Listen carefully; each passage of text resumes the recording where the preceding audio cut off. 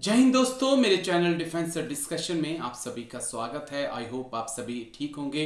दोस्तों, शाम के 7 बज चुके हैं। डिफेंस से जुड़ी कुछ खास खबरें लेकर मैं आपके सामने हाजिर हूं। सबसे पहले खबर जो है असम राइफल से जुड़ी हुई है। मणिपुर के तेंगनोपाल जिले में शुक्रवार को असम राइफल की एक पेट्रोलिंग पार्टी पर अज्ञात उग्रवादियों ने हमला किया। इसकी जानकारी जो है रक्षा विभाग के प्रवक्ता की तरफ से दी गई है और तेंगनोपाल में ये हमला हुआ है। असम राइफल की पेट्रोलिंग पार्टी पर यह हमला केएलएफ ने किया या पीएलए ने किया, अभी इसके बारे में कोई जानकारी नहीं आ पाई है। लेकिन अधिकारी ने बताया है कि सुरक्षा कर्मियों ने नागरिकों की सुरक्षा को ध्यान में रखते हुए नियंत्रण और सावधानी के साथ तुरंत जवाबी कार्रवाई की। उन्होंने बताया कि ये क्षेत्र म्यांमार सीमा के बेहद करीब है। उन्होंने बताया है कि इलाके में फिलहाल अभियान जारी है। अतिरिक्त सैनिकों को इस इलाके में भेजा गया है। इससे पहले भी हमने देखा तेंगनोपाल में असम राइफल की पेट्रोलिंग पार्टी पर पहले भी कई बार हमला करने की कोशिश की गई, लेकिन हर बार हमला नाकाम साबित हुआ है। जिस प्रकार से मणिपुर के अंदर हालात बने हुए हैं, असम राइफल जो है वो हर किसी के निशाने पर है। उसमें हम पीएलए को ले लें, केएनएफ को ले लें, कुकी नेशनल फ्रंट को ले लें, या एनएससीएन-आईएम को ले लें, या दूसरे उल्फा आई को ले लें, तमाम आतंकी संगठनों के निशाने पर असम राइफल है। उन्हें भी पता है कि जब तक असम राइफल नॉर्थ ईस्ट में मौजूद है तब तक आप कुछ भी बाल बांका किसी का नहीं कर सकते हैं, क्योंकि जब तक असम राइफल है आपकी नॉर्थ ईस्ट में बिल्कुल भी नहीं चल पाएगी। चलिए दोस्तों, आगे बढ़ते हैं। ये खबर भी असम राइफल से जुड़ी हुई है। असम राइफल नॉर्थ ईस्ट के लोगों के लिए, भारतवर्ष के लोगों के लिए हमेशा आगे खड़ी रहती है, चट्टान बनकर, जब भी कोई मुसीबत आती है। कुछ ऐसा ही देखने को मिला मणिपुर के सेनापति में, जहां पर एक गाड़ी खाई में गिर गई। उसके बाद असम राइफल को सूचना दी गई कि ऐसे इंसिडेंट हो गया है। उसके बाद असम राइफल अपनी रिकवरी वैन लेकर तुरंत वहां पर पहुंचती हैं और काफ़ी मशक्कत के बाद जो है गाड़ी को वहां से निकाला जाता है। हालांकि किसी जान माल के नुकसान की खबर नहीं है, लेकिन दाद देनी होगी असम राइफल की। जब भी हम देखते हैं कि नॉर्थ ईस्ट में कोई भी मुसीबत आए, कहीं आग लग जाए, कहीं आपदा आ जाए, बाढ़ आ जाए, असम राइफल सबसे पहले डटकर खड़ी होती है। इसके बाद रुख करेंगे जम्मू कश्मीर का। जम्मू कश्मीर में भारतीय सेना की पहल पर आयोजित चिनार ओपन शीतकालीन खेल 2026 का सफल समापन हुआ। इस संस्करण में रिकॉर्ड तोड़ भागीदारी देखी गई, जिसमें 8 स्पर्धाओं में कुल 660 प्रतिभागियों ने भाग लिया। खेलों के जरिए यूथ को अपने साथ जोड़ना और यूथ को आगे बढ़ाना और सद्भावना के जरिए लोगों के दिल को अपने साथ जोड़ना, ये कमाल है भारतीय सेना का, जिसके तहत वो युवाओं को भी और लोगों को अपने साथ जोड़ रही है। स्ट्रेंथ का टेस्ट है।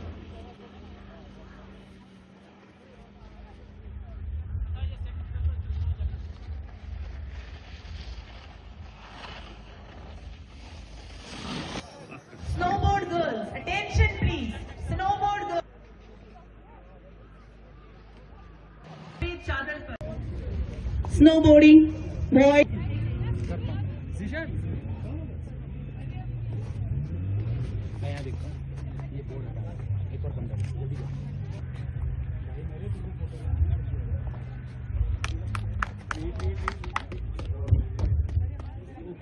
Straight everyone.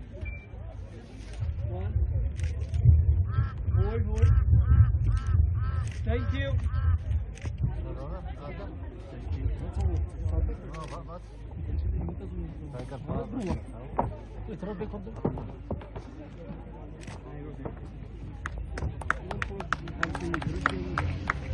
मैं इंडियन आर्मी चिनार कोर को थैंक यू करना चाहती हूँ, जो हमें इतना अच्छा प्लेटफॉर्म प्रोवाइड कर रहे हैं लास्ट 5 ईयर्स से कंटिन्यूसली। तो मैं कंटिन्यूसली 5 ईयर्स से आ रही हूँ इधर पे हर साल, और ये करते भी हैं हर साल ये चिनार विंटर स्पोर्ट्स। तो मैंने कंटिन्यूसली लास्ट 5 साल से कंटिन्यूसली मेरे मेडल्स हैं इसमें। इंशाल्लाह इस साल भी लेके जाऊँगी इंशाल्लाह। चलिए दोस्तों, आगे बढ़ते हैं। अगर आप फौजी बन गए हैं और आपको लगता है कि आप कानून को अपने हाथ में ले सकते हैं, तो ऐसा नहीं है। कानून सबके ऊपर लागू है, चाहे आप फौजी हैं, चाहे पुलिस वाले हैं, चाहे आप कोई भी हैं। दरअसल फरीदाबाद में 3 फौजी जो छुट्टी आए हुए थे, उन्होंने पुलिस वालों के साथ अभद्रता की। अभद्रता इतनी कि 1-2 पुलिस वालों को तो उठा के पटक दिया, कुछ के कपड़े तक फाड़ दिए। लेकिन ऐसा क्यों हुआ वो पूरी रिपोर्ट में दिखाऊंगा, लेकिन इतना बता दूं कि तीनों ही फौजियों को पुलिस ने हिरासत में ले लिया है और आगे की कार्रवाई चल रही है।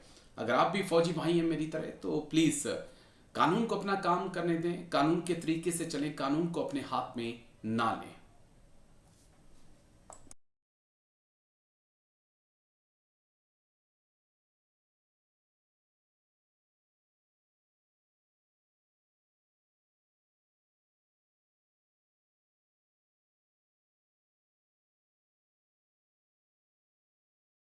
जय हिंद दोस्तों, मेरे चैनल डिफेंस डिस्कशन में आप सभी का स्वागत है।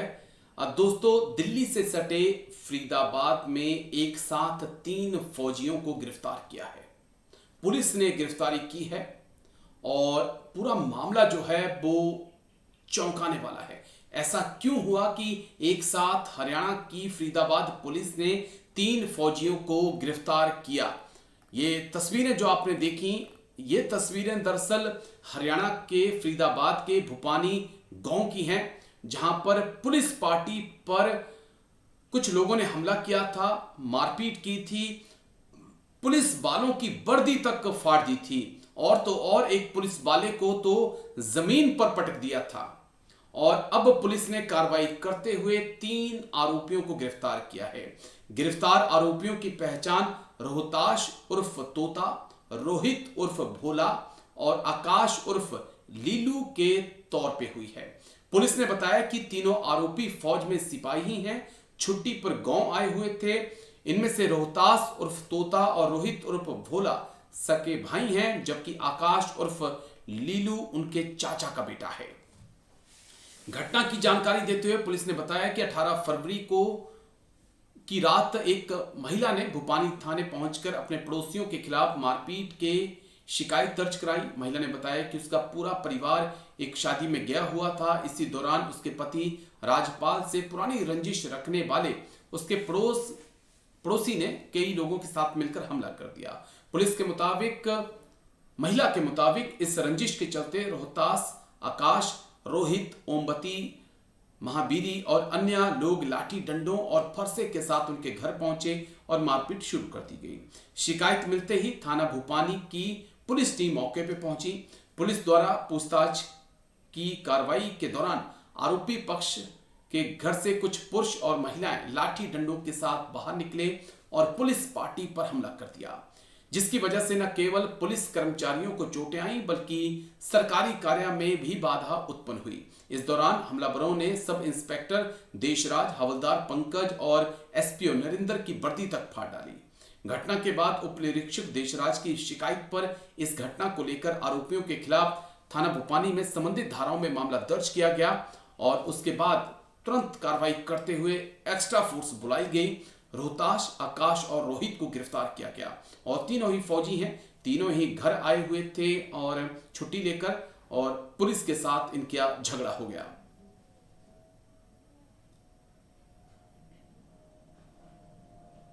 पुलिस के अनुसार आरोपियों और पड़ोसी राजपाल के परिवार के बीच पुरानी कहासुनी चल रही थी। 18 फरवरी को वारदात वाली रात पड़ोस के लड़के की शादी थी और अधिकांश लोग बारात में गए हुए थे, जबकि घर पर केवल महिलाएं मौजूद थीं। इसी दौरान विवाद हुआ और बाद में पुलिस टीम पर भी हमला किया गया। पुलिस मामले की गहन जांच कर रही है और अन्य आरोपियों की भी तलाश कर रही है। तो देखिए, यहाँ पर फौजी भाइयों को क्या जरूरत थी पुलिस वालों के साथ उलझने की। कानून को कानून का काम करने दें। वर्दी आप लोग पहनते हैं, आप लोगों से उम्मीद हम करते हैं कि आप डिसिप्लिन में रहेंगे। लेकिन ये पूरा मामला हरियाणा के फरीदाबाद से आया है, बेहद चौंकाने वाला। एक साथ 3 आरोप फौजियों को गिरफ्तार किया गया है। अब इनकी यूनिट क्या कार्रवाई करती है ये देखना होगा। चलिए दोस्तों आगे बढ़ते हैं।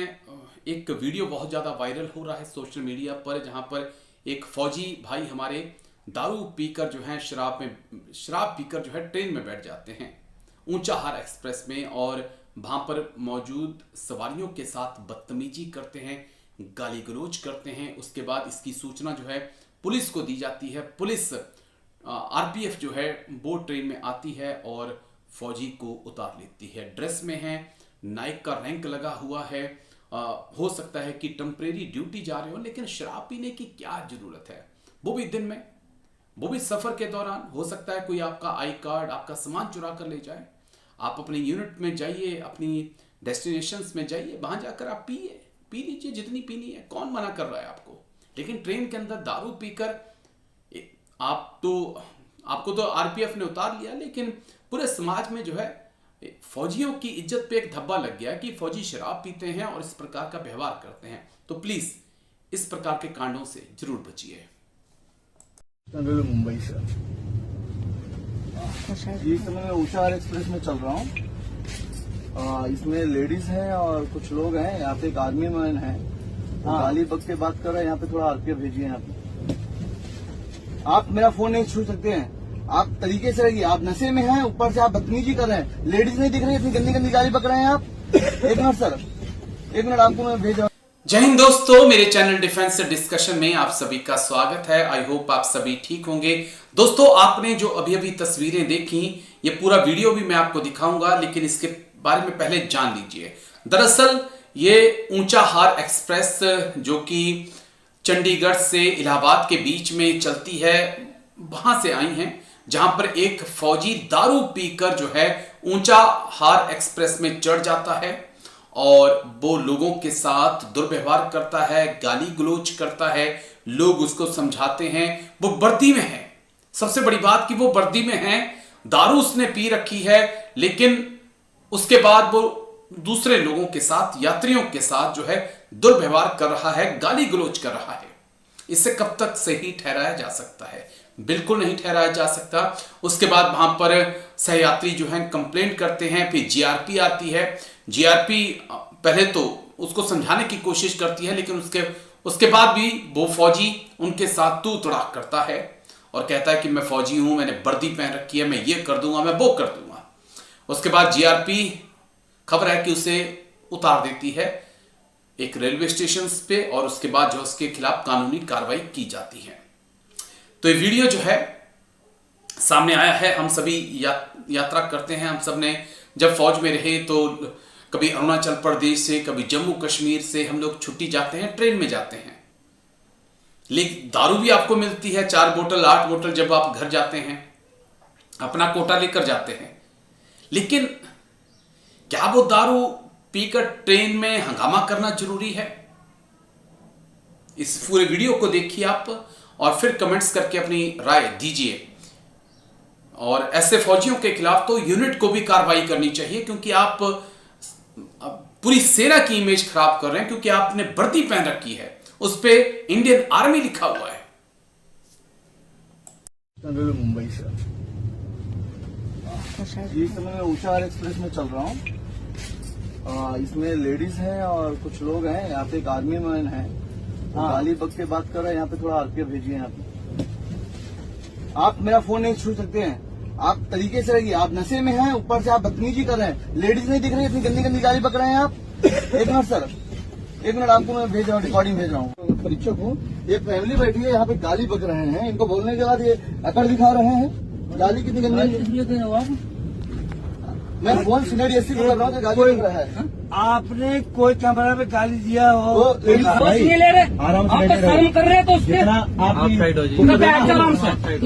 इज्जत करते करते तुम्हारी ये जो 2 घूट पी रखी ना आपने, ये बहुत अच्छे, उन्हें बैठ जाओ आराम से। यहाँ देखो वो उनसे क्यों बोल रहे हो आप? सीट कहाँ आपकी? कहाँ सीट है?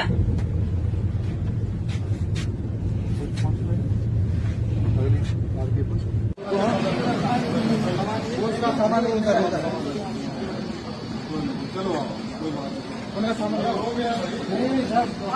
इधर पहले साइड में अरे मैं सामान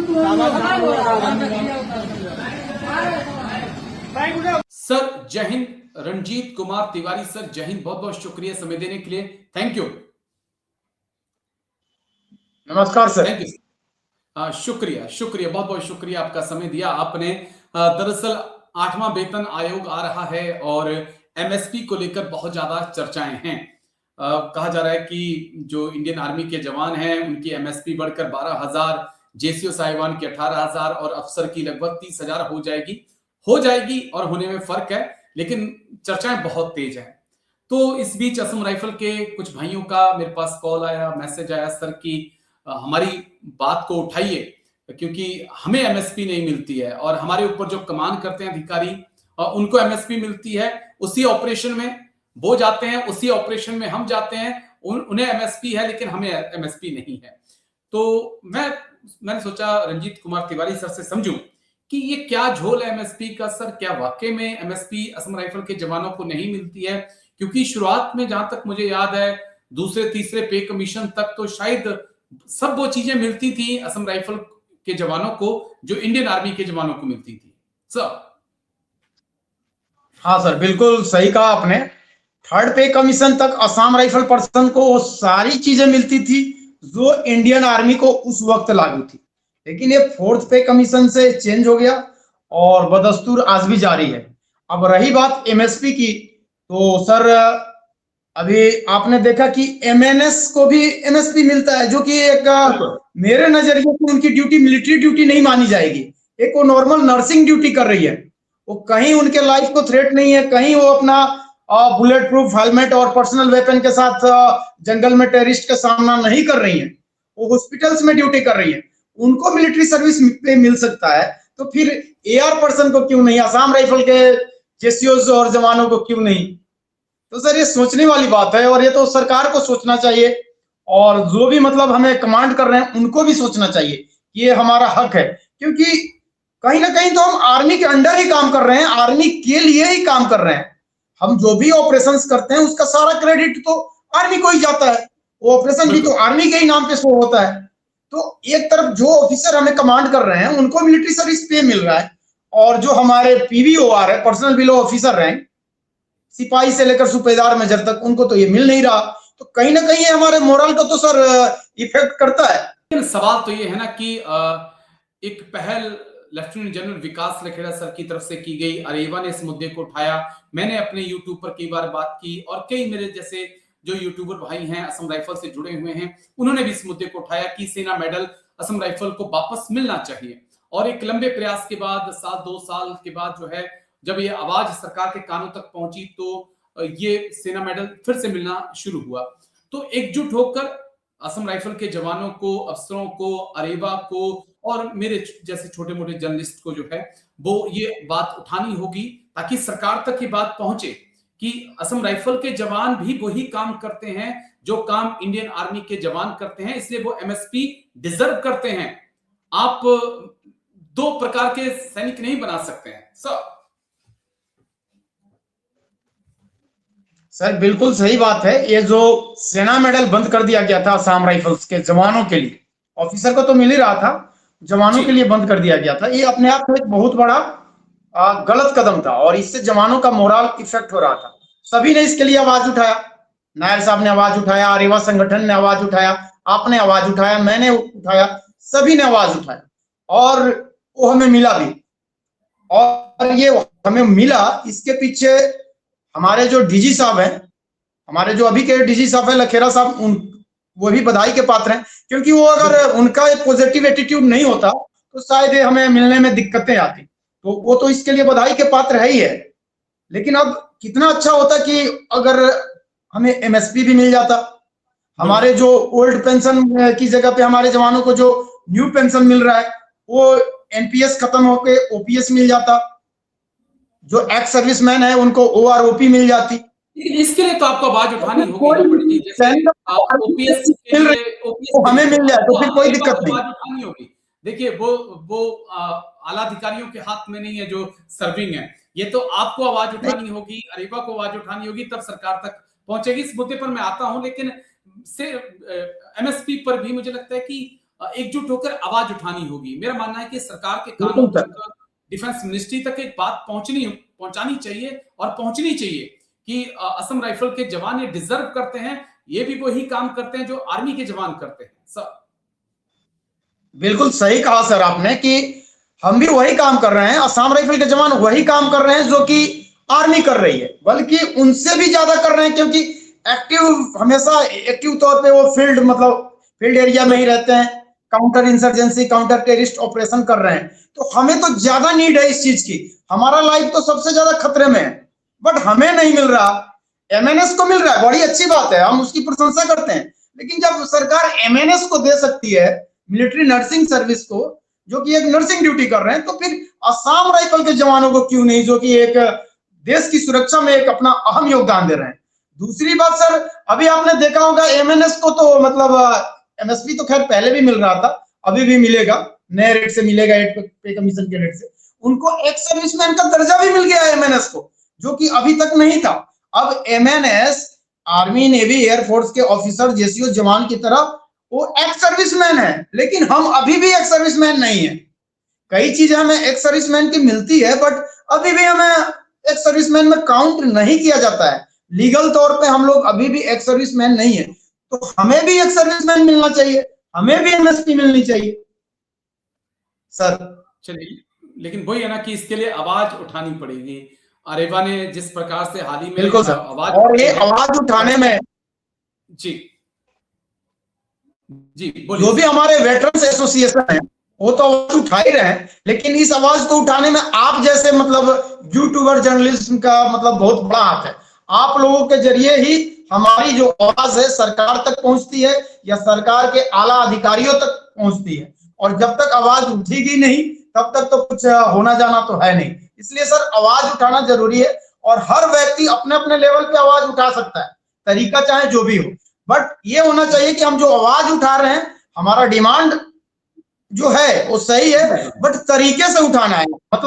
किसी का अपमान नहीं होना चाहिए, उसमें किसी के खिलाफ कुछ नहीं बोलना चाहिए, क्योंकि ये लड़ाई किसी की पर्सनल लड़ाई नहीं है, ये इस काम को हम प्रोफेशनल तरीके से हमें करना चाहिए। ये अपने हक प्रकार से अगर हम ये लड़ाई किसी से पर्सनली नहीं है, बहुत अच्छी बात की, ये अपने हक लेने की पर्सनल नहीं है, ना ही इसको पर्सनल लेना चाहिए। बिल्कुल, ये अपने हकों की मांग है जो हम सरकार से चाहते हैं। बस आपने ओपीएस की बात की थी, इसके लिए भी बहुत जरूरी है कि अरेवा जैसे संगठन और मुखर हों, और मुखर होकर बात सामने रखनी होगी कि अगर हमें ओपीएस चाहिए, क्योंकि जब तक ये फैसला सरकार ने करना है, ये ना आपके हाथ में है, ना मेरे हाथ में है, ना डीजीआर के हाथ में है, ये फैसला गवर्नमेंट के हाथ में है, सरकार के हाथ में है, और सरकार तक ये बात पहुंचाने का काम अरेवा का है या दूसरे असम राइफल के जो संगठन है उनका है। सर देखिए, जहां आपने जो बोला बिल्कुल सही बात है, अरेवा का काम है डिमांड करना, और हमारे जो अधिकारी हैं जैसे डीजीआर साहब है, उनका काम है कि हमारा जो भी डिमांड्स है जो लगता है कि जायज है, और अरेवा कोई भी नाजायज डिमांड नहीं करती है, तो जो हमारा जायज डिमांड है उसको वो आगे गवर्नमेंट तक पहुंचाएंगे, यानी कि उसके लिए रिकमेंडेशन देंगे। अभी 8 पे कमीशन आने वाला है, तो एक ड्राफ्ट सर्कुलेट हो रहा है चारों ओर की, डीजीआर साहब ने एक वो दिया हुआ है अपना क्या बोलेंगे, रिकमेंडेशन है उनकी तरफ से, उसमें आपका एमएसपी भी शामिल है, बस उसका नाम वहां पे क्या है, ARSP, असम राइफल सर्विस पे। अब चाहे आप उसको मिलिट्री सर्विस पे बोलिए या असम राइफल सर्विस पे बोलिए, एक ही बात है, अमाउंट उतना ही होगा। मेरे साथ शेयर करिएगा, नाम पे दे या AR सर्विस पे के नाम पे दे, बात एक ही है, वो मिलना चाहिए, किसी भी नाम से मिले वो मिलना चाहिए, एक्स सर्विस दर्जा मिलना चाहिए। और सबसे बड़ी बात, जो न्यू पेंशन स्कीम वाले हमारे बंदे हैं उनको ओपीएस मिलना चाहिए, क्योंकि हम आर्मी के अंडर में कर रहे हैं। चलिए, जो सोशल मीडिया पे सर्कुलेट हो रहा है जो डॉक्यूमेंट्स ARSP का, प्लीज मेरे साथ जरूर शेयर करिएगा, मैं भी अपने दर्शकों तक उस बात को पहुंचा पाऊंगा। हो सकता है कि वो क्योंकि आज सोशल मीडिया का जमाना है, हो सकता है मेरी आपकी पहल ऊपर तक पहुंच जाए, या हो सकता है जो सर्कुलेट हो रहा है वो चीज फर्जी हो, कुछ नहीं कहा जा सकता। आजकल एआई का जमाना है, हो बहुत कुछ सकता चल है, रहा है। संभव है सर। लेकिन हम उम्मीद करते हैं, बस मैं चाहूंगा आपसे, क्योंकि आज आप मेरे साथ जुड़े हैं, कि अगर असम राइफल के कोई अधिकारी, मेरे बहुत सारे जवान जो असम राइफल के भाई मुझे देखते हैं, वो लगातार कह रहे हैं कि सर आप जेसीओ साहब से बात कर रहे हैं, ओआर साहब से बात कर रहे हैं, एनसीओ से बात करते हैं, जेसीओ से, अफसर से बात नहीं कर रहे हैं आप असम राइफल के। तो मेरे पास अफसर नहीं है असम राइफल के, एक दो अफसर्स हैं, तो वो कोई ज्यादा इंटरेस्ट लेते नहीं है बातचीत करने के लिए। तो आपसे भी तिवारी सर रिक्वेस्ट है, और जो असम राइफल के मेरे भाई मुझे देख रहे हैं उनसे भी रिक्वेस्ट है कि अगर आपके जहन में कोई अफसर है जो बातचीत कर सकता है असम राइफल के मुद्दों पर, तो मेरा सिंपल सा मेल है rajesh kumar827, इसके ऊपर आप मुझे मेल कर दीजिए एक बार। मैं उन अधिकारियों तक जरूर पहुंचूंगा, उनके साथ बातचीत करूंगा और उनकी जो आपके मुद्दे हैं उनके सामने उठाऊंगा। लास्ट कमेंट पंडित जी आपकी तरफ से, बस उसके बाद मैं प्रोग्राम खत्म करना चाहूंगा।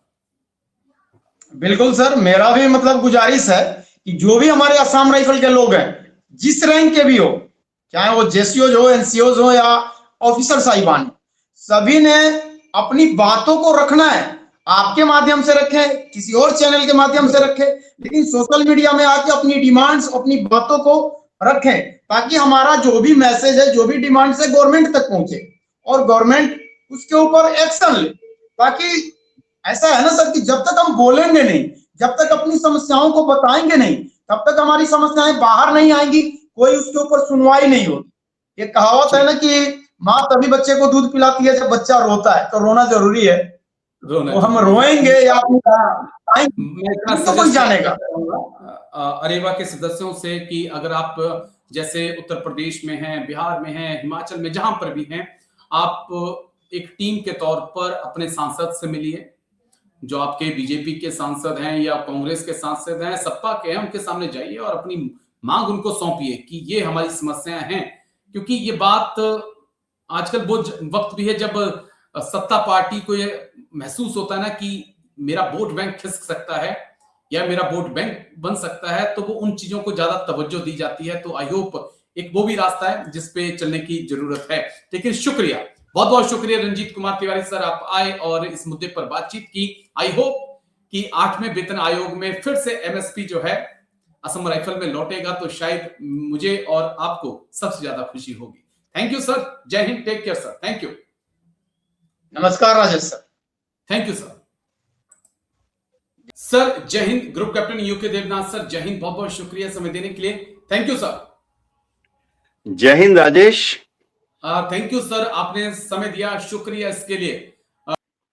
एक सवाल और, राफेल को लेकर बड़ी जानकारियां आ रही हैं, राफेल को लेकर कई भ्रांतियां फैलाई गई, कई नेगेटिव जो उसके बारे में एक पब्लिसिटी जो है पूरी दुनिया में की गई, उसमें अमेरिका का, चाइना का एक बड़ा अहम रोल था। अब भारत और फ्रांस के बीच राफेल को लेकर बड़ी अहम डील हुई है और फ्रांस के राष्ट्रपति ने भी उन लोगों को आड़े हाथों लिया है जो लगातार राफेल की आलोचना कर रहे थे। कैसे इस डील को देख रहे हैं आप, और इस डील के बाद एएमसीए और तेजस मार्क 1 को हम कहां देखेंगे सर? राजेश देखो, पहली चीज तो ये है कि राफेल जो है बहुत ही बढ़िया फाइटर एयरक्राफ्ट है, कोई कमी नहीं है। दूसरी चीज है कि जैसा कि हमारे डिफेंस अटैची ने भी बोला कि किसी भी युद्ध में उभय पक्ष में कुछ नुकसान तो होता ही है। तो हो सकता है कि जब दुश्मन ने मिसाइल लॉन्च किया तो मिसाइल हमारे जहाज के पास आके फटा, उसके शार्पनर राफेल में लगे, हो सकता है, लेकिन आके लैंड कर गया। तीसरी बात है कि इंडियन एयरफोर्स को अभी चाहिए, हमें बहुत हवाई जहाजों की दरकार है।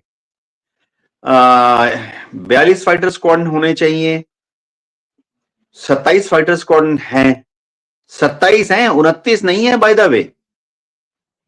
ये जो मीडिया बोल रही ना कि 29 है, ऐसा नहीं है, 27 फाइटर स्क्वाड्रन हैं। 2 फाइटर स्क्वाड्रन जो हैं वो प्राय बंद हैं, बंद हैं, लेकिन ठीक है, झंडा लगाया है उसके अंदर, लड़ाई के मौसम में हम उसका इस्तेमाल कर लेंगे। होता है ना, पुराना ट्रक भी अगर ज्यादा सामान लेके जाना हो तो पुराने ट्रक का भी इस्तेमाल कर लेते हैं। और 12 फाइटर स्क्वाड्रन जो हैं अगले 10 साल में बंद हो रहे हैं, डिसबैंडेड हो रहे हैं, मिग-29 के, जगुआर के, मिराज 2000 के। तो हमारे पास निकट भविष्य में मात्र 17 फाइटर स्क्वाड्रन बचेंगे। तो पूरा करने के लिए ये जो 114 रफाल ले रहे हैं, अभी भी कॉन्ट्रैक्ट साइन नहीं हुआ बाय द वे, अभी सिर्फ डील हुई है कि हम ले लेंगे, जैसे कहते हैं ना शादी में रोका कर लेते हैं। ओके। अभी सिर्फ रोका हुआ है, उसके बाद कॉन्ट्रैक्ट साइन होगा। उसमें 2-3 साल लग जाते हैं कॉन्ट्रैक्ट साइन होने में। अगर मैं याद दिलाऊं, 2016 में हमने रफाल के लिए कॉन्ट्रैक्ट साइन किया था, 36 रफाल जब एयरफोर्स के लिए लिए थे जी। और डिलीवर होते होते 2000 डिलीवरी शुरू होते होते 2020 हो गया था। एक और चीज है, तेजस HAL बोल रही है हर साल 18 बना देगी। टोटल भारत सरकार ने 180 तेजस मार्क 1A को ओके दे दी है, तो 10 स्क्वाड्रन आएंगे अगले 10 साल में। हर साल 18 तभी बनेंगे अगर अमेरिका हर साल 18 इंजन दे देगा, GE 404। लेकिन अमेरिका ब्रेके मार मार के दे रहा है इंजन। 2 साल पहले देना था, नहीं दिया। 1 साल पहले देना था, नहीं दिया। अभी देना था, 4 दिए हैं। तो HAL बोल रहा है ठीक है, 4 जहाज बना के दे देता हूं।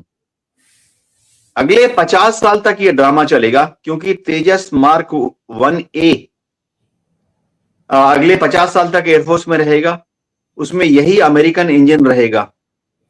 और अगले 50 साल तक अमेरिका हमें तड़पा तड़पा के, ब्रेके मार मार के ये इंजन देगा, ताकि हम हमेशा अमेरिका के सामने हाथ जोड़कर, सिर झुका के खड़े रहें। जी राजेश। बस एक सवाल, और ये जो फ्रांस के साथ डील हो रही है, क्योंकि अमेरिका लगातार प्रेशर कर रहा था आपको कि हमसे फाइटर जेट खरीदिए, रूस कह रहा था कि हमसे खरीदिए, लेकिन भारत फ्रांस की तरफ गया। इसका क्या इंपैक्ट होने वाला है भारत अमेरिका के रिश्तों पर, भारत रूस के रिश्तों पर? हाँ, अमेरिका बहुत दबाव डाल रहा था कि हम उनसे कोई भी फाइटर विमान ले लें, कोई भी फाइटर विमान ले लें। डोनाल्ड ट्रंप तो जब से आए हैं 2 बार कह चुके कि F-35 ले लो। थोड़ा अनहैप्पी है डोनाल्ड ट्रंप। रूस बोल रहा है सुखोई 57 ले लो, ट्रांसफर ऑफ टेक्नोलॉजी दे देगा, इंडिया में बना लो। अभी तक भारत सरकार ने ऑफिशियली कोई बयान इशू नहीं किया है। देखो राजेश, होता यह है कि देखो, सुखोई 57 या F-35 5th generation stealth fighter विमान है, जैसे मूली का पराठा, गोभी का पराठा। अभी तो हमारे पास नॉर्मल फाइटर विमान, रफाल जैसे फाइटर विमान की कमी है, यानी रोटी, नॉर्मल रोटी की कमी है।